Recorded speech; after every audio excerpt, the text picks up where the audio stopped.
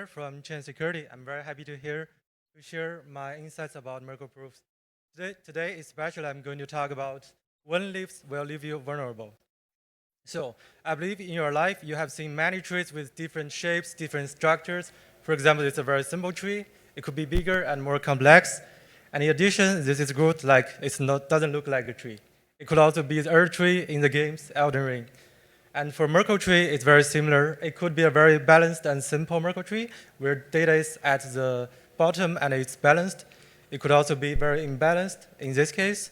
And be sure to distinguish Merkle's tree from Merkle tree. It's very different. And in addition, we all know the Merkle Patricia tree, which is a very important data structure in the Ethereum global storage.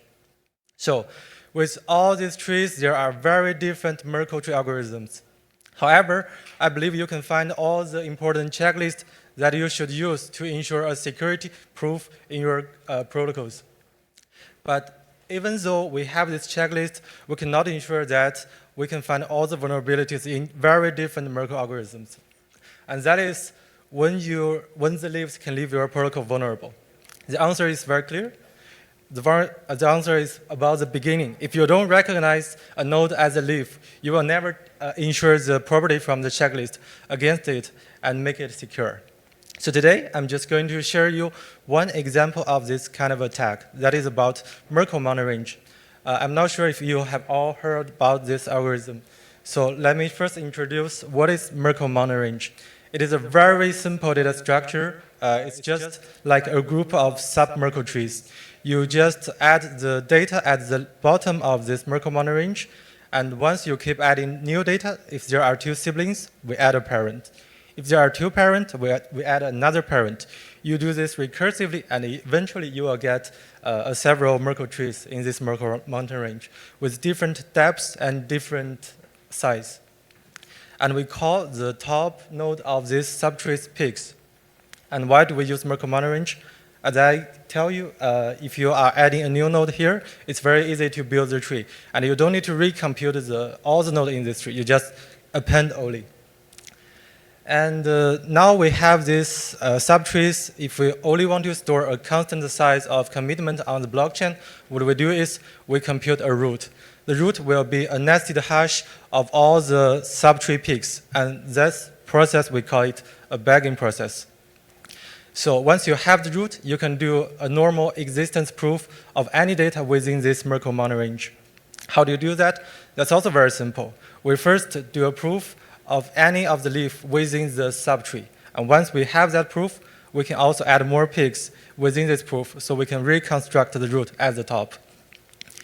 And just take a minute to think about what can go wrong in this algorithm if you want to prove any data within any of the leaves.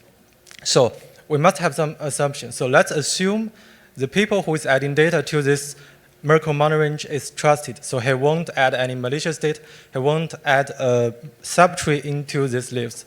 In addition, let's assume you have sufficient validation of the index and the depth of the leaves when you do the proof, so that you can't easily use another intermediate node as a leaf here. Like for example, the P1 and D1, they are very different nodes, right? The P1 has depth 1, but D1 has depth 2, so you can't use the intermediate node in this proof.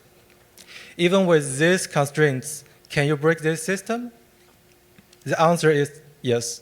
If we just take one step back and look at this Merkle monorange again, we'll find there's actually a hidden tree when you build the root. That makes up of these peaks. So we have 3 peaks of the subtrees here. And now we are building another Merkle tree with these peaks to the root. And as you can see, we have no validation of the peaks in the previous assumptions. And that means you can easily find a vulnerability here. And here is one example of this attack.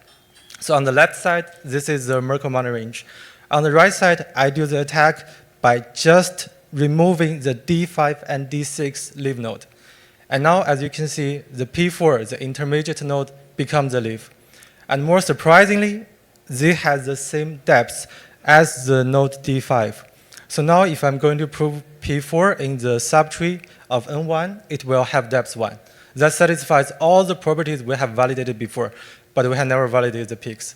So this is a trick that now you can prove something non-existing in your Merkle tree. So that's the example I want to show you today, and the summary is very simple. A non-leaf with belief could be a leaf. So please ensure that you check all the input and validate all the properties you desire in your protocol. Otherwise, it could become vulnerable easily. And thank you very much for listening. If you want to know more about chain security and our work,